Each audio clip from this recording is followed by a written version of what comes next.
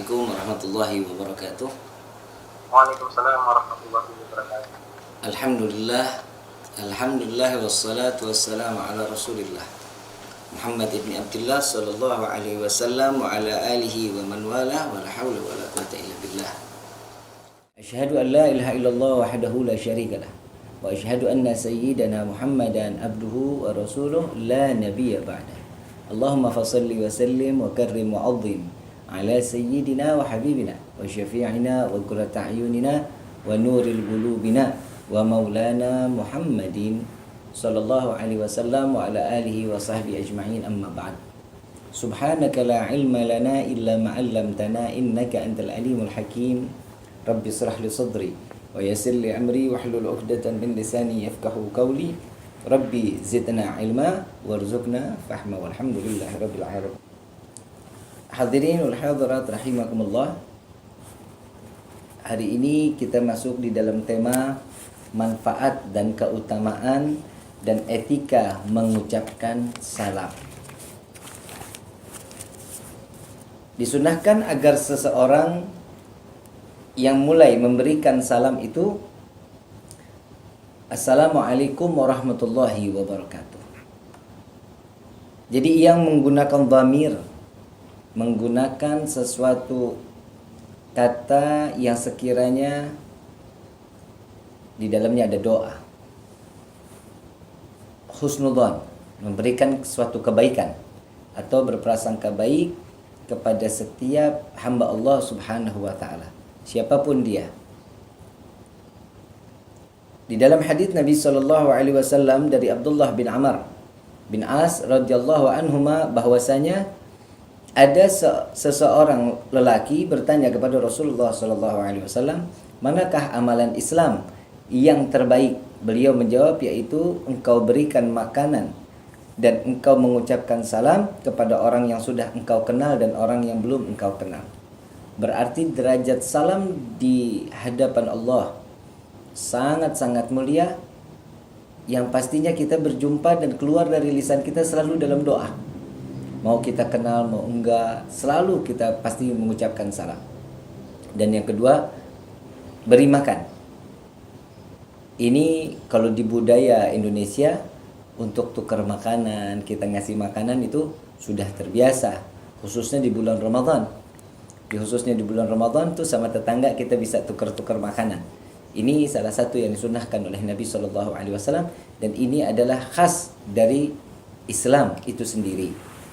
Di dalam hadis yang kedua dari Abu Hurairah radhiyallahu anhu wa radahu, dari Nabi SAW bersabda, ketika Allah Ta'ala menciptakan Adam, lalu dia berfirman, "Pergilah wahai Adam, lalu ucapkanlah salam kepada mereka." Yaitu kelompok para malaikat yang sedang duduk, kemudian dengarlah bagaimana cara mereka memberikan penghormatan itu kepadamu, karena sesungguhnya yang demikian itulah cara engkau harus memberikan penghormatan dan juga cara penghormatan untuk semua keturunanmu. Adam lalu mengucapkan Assalamualaikum. Kemudian para malaikat menjawab Assalamualaikum warahmatullah. Jadi mereka menambahkan untuknya kata-kata warahmatullah. Memberikan satu doa, mudah-mudahan Allah memberikan kasih sayangnya. Ini kebayang kita kalau seandainya seseorang tidak mendapatkan rahmah dari Allah, tidak mendapatkan kasih sayang dari Allah, mayanfa, gak akan pernah manfaat kehidupan seseorang tersebut jika tidak ada pandangan kasih sayang dari Allah. Ibadah kita gak nyaman, perjalanan hidup kita gak akan enak, di dalam kita bekerja yang dipikir hanya urusan dunia. Kalau jika sudah mendapatkan pandangan rahmah dari Allah, pandangan kasih sayang, maka kerjanya pun akan dinilai ibadah di sisi Allah. Mudah-mudahan kita tergolong orang-orang yang dirahmati oleh Allah Subhanahu wa taala. Amin ya rabbal alamin. Di dalam hadis yang ketiga dari Abu Umarah, yaitu Al-Barra bin Adib radhiyallahu anhuma, katanya kita semua diperintah oleh Rasulullah SAW untuk melakukan 7 perkara, yaitu pertama menjenguk orang sakit. Ini sunnah Nabi. Kenapa? Orang sakit tatkala dijenguk pasti dalam keadaan senang. Walaupun tidak membawa apapun, kita mendapatkan satu perhatian. Orang yang sakit seakan dia mendapatkan satu perhatian dari orang yang menjenguknya. Itu akan membesarkan hati sehingga kesembuhannya akan lebih cepat dibanding dia harus meminum obat terus menerus. Karena inilah salah satu Nabi SAW paling senang untuk mendatangi orang yang dalam keadaan sakit. Mengiringi jenazah. Keluar dari rumah jenazah tersebut setelah ditandu, setelah dikafan dengan rapi, membawa jenazah tersebut ke tempat terakhirnya. Mengiringi, membawa mereka. Kenapa? Karena itulah setiap langkah kita, dosa kita diampuni oleh Allah. Yang kedua, Allah angkat derajat kita setinggi-tingginya. Yang ketiga, Allah lipat gandakan pahala yang luar biasa setiap manusia yang membawa jenazah hamba Allah yang lain ke tempat persemayaman yang terakhirnya. Yang ketiga, mendoakan orang yang bersin. Kadang suka lupa, kadang suka enggak saking kerasnya bersin tuh sampai lupa ngucapin alhamdulillah. Ada yang bilang asinan bangkuang, itu yang nggak boleh tuh. Bersin cukup. Kenapa? Allah paling suka dengan orang yang bersin. Kenapa? Orang yang bersin itu dirontokkan dosanya. Dosa kecilnya dirontokkan oleh Allah Subhanahu wa taala. Kenapa Nabi SAW mengatakan saat dia bersin lalu ucaplah alhamdulillah. Yang mendengar dengan dia menjawab yarhamukallah. Ini adalah satu doa. Kenapa sih orang bersin kok ada doanya? Karena orang tersebut mendapatkan pandangan kasih sayang dari Allah. Kenapa? Dirontokin dosanya. Dosa kecilnya tuh dirontokin. Tapi jangan disengaja-ngaja ambil tisu dicolok-colok hidungnya, bersin-bersin terus akhirnya dosa enggak pilek urusannya kan. Lebih baik jangan yang macam-macam. Yakni mendoakan supaya memperoleh rahmah dengan mengucapkan yarhamukallah bagi orang yang mendengar, kepada orang yang bersin jikalau ia mengucapkan alhamdulillah. Menolong orang yang lemah. Jangan orang udah lemah pakai ditindas, ini nggak boleh nih. Orang yang lemah yang saat ini dalam keadaan susah, kita doakan semoga khususnya untuk saudara-saudara kita, keluarga kita yang berada di Kalimantan Selatan, khususnya Banjarmasin, Allah angkat musibah dari kampung tersebut, dari Kalimantan tersebut. Mudah-mudahan Allah berikan ketenangan, Allah jauhkan wabah dari negeri kita. Amin ya rabbal alamin. Menolong orang yang lemah. Sedekah, perbanyakin sedekah kepada orang yang sekiranya kalau kita lihat dia ini kita lebih mampu dari dia, maka berikan satu yang kebaikan kepada orang tersebut agar mereka juga merasakan senang. Kenapa? Saat kita memberikan, kita melihat atau memberikan satu kelengkapan kepada hamba Allah ini, maka di situ Allah akan selalu memandang kita. Pokoknya kalau kita udah dapat pandangan Allah, ya Allah, udah nikmat luar biasa. Makanya para salafun salihun selalu di dalam duduknya aja tuh dia baca tuh ya arhamar rahimin, ya arhamar rahimin, minta dipandang oleh Allah. Dan ingat, setiap manusia, kita khususnya, kita kadang-kadang di dalam perjalanan, entah di mobil, entah di motor, entah di kendaraan umum, pengen sekali nyebut nama Allah, pengen sekali sebut, makanya cepat-cepat sebut. Kenapa? Karena di situ kita lagi dipandang oleh Allah Subhanahu wa taala, dan disitulah Allah sebut namaku, maka cepat doa kepada Allah. Insyaallah mudah-mudahan doa kita dikabulkan oleh Allah Subhanahu wa taala. Amin ya rabbal alamin. Membantu orang yang dianiaya. Dan mudah-mudahan Allah jauhkan kita dari teman, kerabat atau siapapun yang dalam keadaan teraniaya. Selamatkan dia, jaga dia untuk tidak mendapatkan satu kejelekan di dalam penganiayaan. Menyebarkan salam dan melaksanakan sumpah.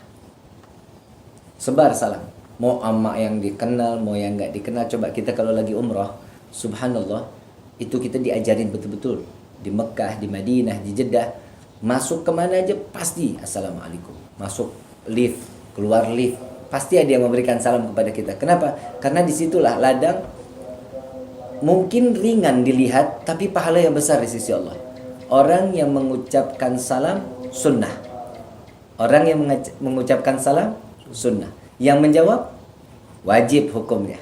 Orang yang menjawab wajib, maka pahalanya besar. Jika seseorang dengan mengucapkan Assalamualaikum, Nabi mengatakan jika orang menyebutkan dengan membaca salam Assalamualaikum, maka pahalanya 10 pahala. Ada orang yang datang lagi kepada Nabi SAW, Assalamualaikum warahmatullah. Nabi mengatakan 20. Lalu ada lagi yang datang kepada Nabi, Assalamualaikum warahmatullahi wabarakatuh. Di situ Nabi SAW mengatakan 30. Maka derajat yang paling tinggi saat dimana kita mengucapkan salam dengan lengkap. Dengan lengkap. Assalamualaikum, waalaikumsalam warahmatullahi wabarakatuh.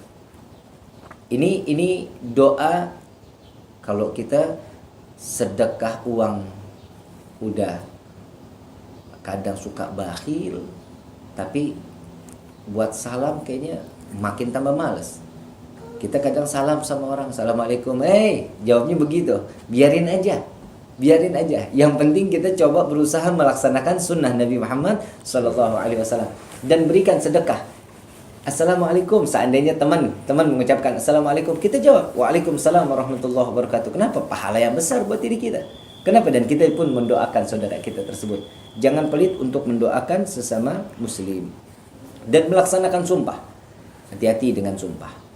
Sumpah ini wajib dilaksanakan. Jangan pernah menggunakan kata sumpah untuk berbohong. Jangan. Kenapa? Karena ini akan menjadi suatu mudarat di dalam kehidupan kita. Apalagi sudah mengatakan wallahi. Sampai mengatakan wallahi berarti sudah mutlak sumpah tersebut. Jika dia berdusta, wajib memberikan makan kepada orang fakir miskin 60 atau berpuasa selama 3 hari berturut-turut. Ini makanya hati-hati. Dan juga dengan nazar. Nazar juga hati-hati. Kalau bisa nazarnya ringan-ringan. Seandainya saya Allah kasih panjang umur, ketemu di bulan saya milad, saya insya Allah saya akan perbanyak salawat di hari milad saya 10. Itu nazar yang ringan. Itu nazar. Jangan pernah nazar yang berat. Yang berat itu kenapa? Kadang sesuatu, apalagi ini masalah uang ya, apalagi masalah uang. Jika sesuatu yang dinazarkan karena uang, begitu uang datang, syaitannya langsung dikerubutin kita. Dikerubutin sama syaitan. Gak usah, nanti, masih ada sisanya. Nah, itu hati-hati. Jadi lebih baik dengan niat yang baik aja di dalam hati. Insya Allah mudah-mudahan bisa dijalanin dengan mudah. Hati-hati dengan sumpah. Jangan mengobrol sumpah. Di dalam hadis yang keempat dari Abu Hurairah radhiyallahu anhu, qala Rasulullah sallallahu alaihi wasallam bersabda, tidak akan masuk ke dalam syurga engkau semua sehingga engkau semua beriman, dan tidak dinamakan beriman engkau semua sehingga engkau semua saling mencintai. Tidaklah engkau semua suka kalau saya menunjukkan kepadamu semua pada sesuatu yang jikalau engkau semua melakukannya, tentu engkau semua akan saling mencintai, yaitu sebarkanlah salam antara sesamamu. Makanya yang namanya cinta itu, ini khususnya buat yang jomblo, Rizky itu, siapa lagi, banyak ya yang sekiranya ini, yang namanya cinta itu kan harus diutarakan. Cinta itu harus diutarakan, disampaikan. Kalau dipendam, kita kan gak ada yang tahu. Kalau seandainya cinta itu bagaimana sih bentuk cinta? Yang pastinya selalu ada seseorang yang kita cinta itu di pikiran, di hati. Itu selalu mampir pastinya di dalam pikiran sama di hati kita. Itu namanya cinta. Dan inilah yang dikatakan, apalagi jika mereka berkemelut di dalam satu ruang kasih sayang karena Allah, cinta karena Allah, pastinya akan mendapatkan keselamatan dunia, keselamatan akhirat. Dan jangan pernah membenci seseorang kecuali dia membenci karena Allah. Dia nggak sholat, benci. Kenapa dia nggak sholat? Benci dengan dia nggak. Kenapa dia nggak berpuasa? Sedangkan dia orang yang beriman katanya. Itu yang diperbolehkan. Benci cuman karena iri. Oh, ini pakai gelangnya 3 kilo emasnya. Benci, nggak boleh. Itu urusan dunia. Oh, ini si fulanah nih kalau jalan kondangan pakai kalungnya 5 kilo. Berat sampai nunduk-nunduk. Nggak boleh. Itu namanya iri. Iri di dalam satu kebaikan boleh. Orang tersebut kalau biasa sholat hajatnya, kita biasa sholat hajat 2 rakaat, tapi kita ngelihat orang tersebut ini sholat hajatnya bisa sampai 4 rakaat, bisa sampai 6 rakaat. Nah itu kita iri. Dia bisa, kenapa saya nggak bisa? Itu iri di dalam suatu kebaikan, silahkan. Dia biasa puasa Senin Kamis, kita sambung lagi dengan puasa Nabi Daud, silahkan. Kenapa? Berlomba-lomba di dalam beribadah, silahkan. Dan itu cara untuk instan mendapatkan cinta dari Allah Subhanahu wa ta'ala.